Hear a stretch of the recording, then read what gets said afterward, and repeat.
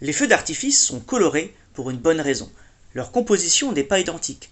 Les feux d'artifice rouges sont composés de lithium et les jaunes de sodium par exemple. Quand on chauffe ces éléments, lithium, sodium, ils émettent un ou des photons bien particuliers.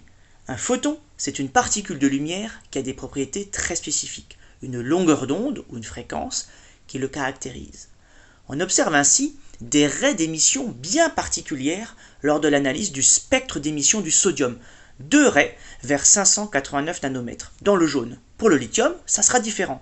Chaque élément chimique a ainsi son empreinte digitale. Parfois, plusieurs raies peuvent être émises et on va voir tout de suite pourquoi. Mais ces lumières peuvent être à la fois visibles ou non visibles, mais toujours les mêmes pour un élément donné. Pourquoi les atomes ont cette propriété?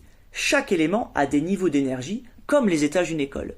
On ne peut avoir cours qu'aux salles dans les étages, pas entre. L'atome c'est pareil, il peut prendre que des niveaux d'énergie précis. Mais une fois cette énergie prise, il ne cherche à faire qu'une chose, redescendre en bas dans la cour de récréation, au stade d'énergie fondamentale.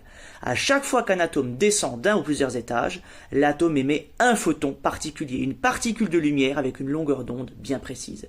Alors parfois, c'est du second au rez-de-chaussée, parfois du 8e au 4e.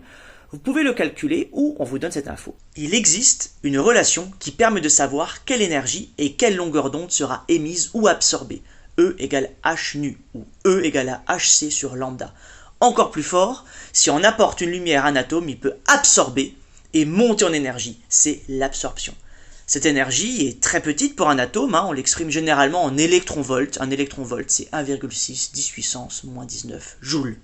Ainsi, en envoyant de la lumière blanche, c'est-à-dire la totalité des lumières, sur un atome, ce dernier va laisser passer les lumières qui l'indiffèrent et absorber les autres. Au final, la lumière blanche comportera des manques, des raies noires, c'est le spectre d'absorption. Si à l'inverse on chauffe un élément, il va émettre certaines longueurs d'onde, c'est le spectre d'émission. Dans les deux cas, c'est une empreinte digitale des atomes.